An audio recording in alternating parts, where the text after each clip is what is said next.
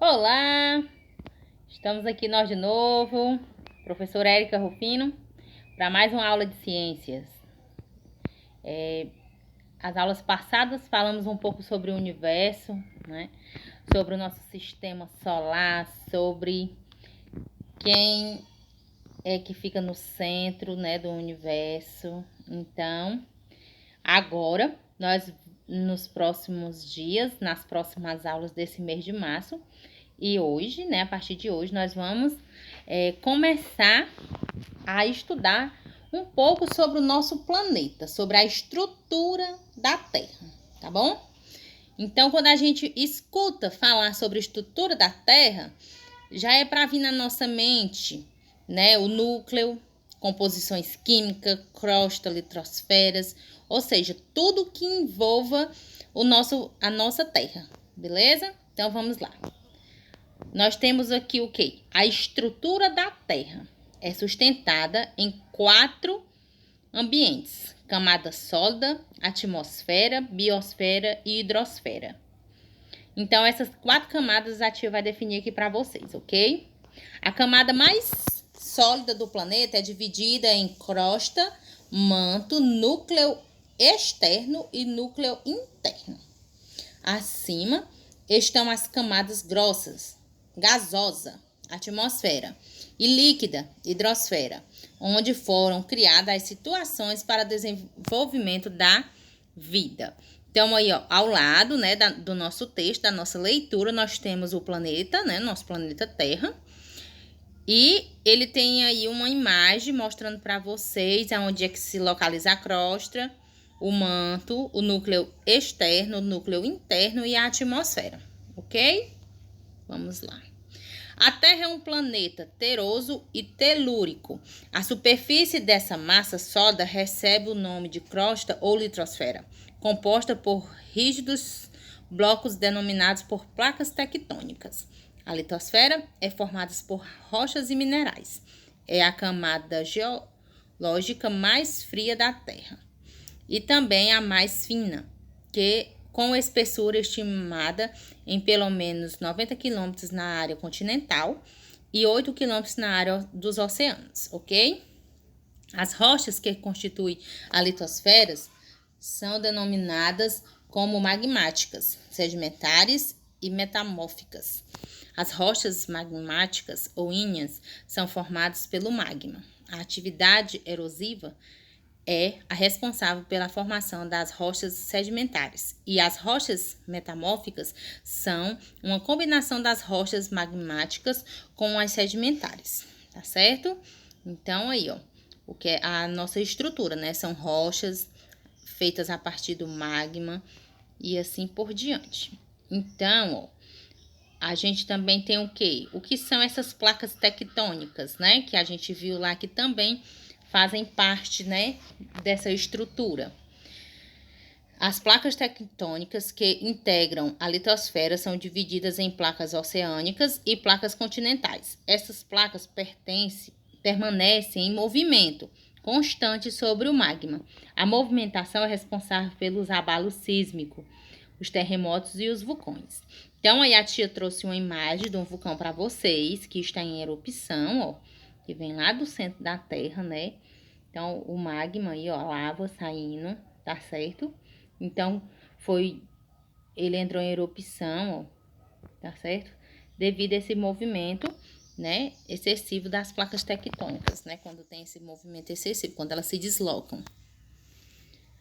Aí nós temos também a hidrosfera. 70% da superfície é composta por água. A hidrosfera, essa camada integra toda a água do planeta, que está distribuída em lençóis freáticos, lagos, rios, mares, oceano e as águas glaciais localizadas nos polos. Os oceanos concentram 97% da água da Terra. Aí, tia, então quer dizer que tem mais água salgada que a água do oceano do que a água doce? O menos de 3 restantes corresponde à água doce fornecida em rios, mananciais e os lençóis, né, freáticos. Do montante, contudo, 68% entrega os gelos que estão nos polos. Então, aí ao lado, na nossa leitura sobre a hidrosfera, a tia trouxe essa imagem aí para vocês verem como é que essa água está distribuída. Ó. Então, nós temos aí o oceano, o rio, lago. Olha os lençóis freáticos, são essa água subterrânea aí, ó. O degelo ali, ó, que é onde fica as montanhas, né? Onde fica a parte gelada, tá certo? Aí tem um ciclo da água, que isso aí é outra aula, que era, porque depois vocês vão se perguntar o que é essa evaporação, isso aí, esses nomezinhos que tem. Mas isso aí é outra aula, ok? Mas eu trouxe assim essa imagem porque ela tá uma definição boa. Daí, ó, ela tem tudo composto, águas subterrâneas, lago, rio, oceano e o gelo, tá certo? Que é para vocês terem uma noção do tanto de, né, que são distribuídas essa água. A gente também tem um pouquinho sobre a nossa atmosfera. Tá?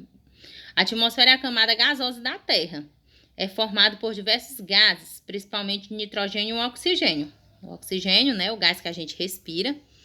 Ainda a presença de enxofre e de argônio. A composição dos gases da atmosfera contribuiu para o estímulo da fotossíntese. Né? O fotossíntese é aquele processo que as plantas fazem, né, de respiração, que elas respiram gás carbônico e liberam gás oxigênio para a gente, que influencia na emissão de elementos químicos e possibilita a existência de vida no planeta, tá certo? Através dessa fotossíntese. A atmosfera circunda a Terra a pelo menos 800 km de altura. Nesse raio, a atmosfera é estendida a diferentes combinações de gases que também contribuem para a proteção da superfície dos raios ultravioletos emitidos pelo Sol. Então, aí na imagem ao lado, também é para vocês terem uma noção de onde são localizadas essas camadas, né? Ó, atmosfera, biosfera, hidrosfera e litrosferas. Então, eu tô vendo aí, ó, a atmosfera, o ar, onde tem os gases. A biosfera é que está fora da Terra, a camada que envolve a parte fora da Terra. A hidrosfera são as partes da água. E a litrosfera é a parte da Terra, né? As rochas, essas coisas assim. Tia, dá para observar bem aí na figurinha. A biosfera é nesse cenário que está distribuída a vida terrestre. A biosfera é a combinação dos elementos que possibilita a existência dos seres vivos. Há nela a integração da oferta de recursos hídricos, aproveitamento de luz e rendimento de solo para o crescimento de plantas, desenvolvimento da fotossíntese e a possibilidade de evolução das mais variadas formas de vida, tá certo? Então, é na biosfera onde é desenvolvido todos esses aspectos que a gente acabou de ler, não é isso? Então, ó, lá no interior da Terra, a gente também tem o manto. O manto é uma das camadas da parte sólida da Terra. Começa 30 km após a litrosfera e atinge até 2,1000 km. A temperatura no manto chega a 2.000 graus Celsius. É muito quente. E por isso os metais e rochas que o compõem permanecem em estado líquido, em um fenômeno denominado magma.